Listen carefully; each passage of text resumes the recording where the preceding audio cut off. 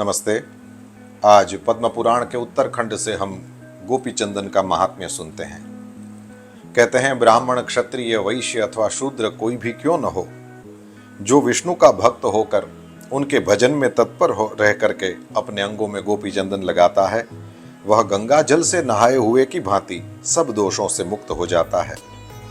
ललाट में दंड के आकार का, वक्षस्थल में कमल के आकार का, बाहुओं के मूल भाग में बांस के पत्ते के आकार का, अन्यत्र दीपक के आकार का आदि आदि चंदन लगाने का नियम है। फिर भगवान वेदव्यास ने यहीं पर लिख दिया है कि अथवा जिसकी जैसी रुचि हो उसी के अनुसार भिन्न भिन्न अंगों में चंदन लगाए, इसके लिए कोई खास नियम नहीं है।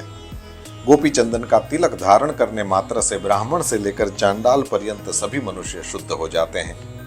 इसी पद्म पुराण के उत्तरखंड में अन्यत्र दूसरे अध्याय में कहीं लिखा हुआ है, कहते हैं कि जहां गोपी चंदन रहता है वो घर तीर्थ स्वरूप है, ऐसा विष्णु भगवान का कथन है। कहते हैं कि जिस घर में रात दिन गोपी चंदन प्रस्तुत रहता है उसके पूर्वज सुखी होते हैं और सदा उसकी संतति बढ़ती है।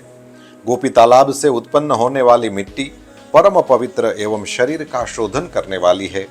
देह में उसका लेप करने से सारे रोग नष्ट होते हैं तथा मानसिक चिंताएं भी दूर होती हैं। अतः पुरुषों द्वारा शरीर में धारण किया हुआ गोपी चंदन संपूर्ण कामनाओं की पूर्ति और मोक्ष प्रदान करने वाला है। भगवान विष्णु का प्रिय तुलसी काष्ठ, उसी तुलसी के मूल की मिट्टी, गोपी चंदन और हरि चंदन, ये आप जानते ही हैं।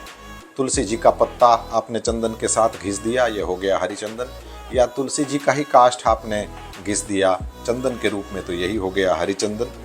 तो ये चार वस्तु, तुलसी काष्ठ, उसके मूल की मिट्टी, गोपी चंदन तथा हरि चंदन, इन चारों को एक में मिला करके विद्वान पुरुष अपने शरीर में लगाए।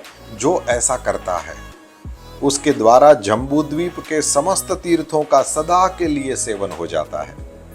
जो भी गोपी चंदन को घिसकर उसका तिलक लगाता है समस्त पापों से मुक्त होकर श्री विष्णु के परम पद को प्राप्त करता है।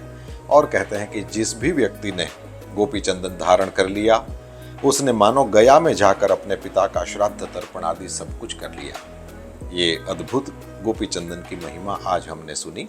आज इतना ही।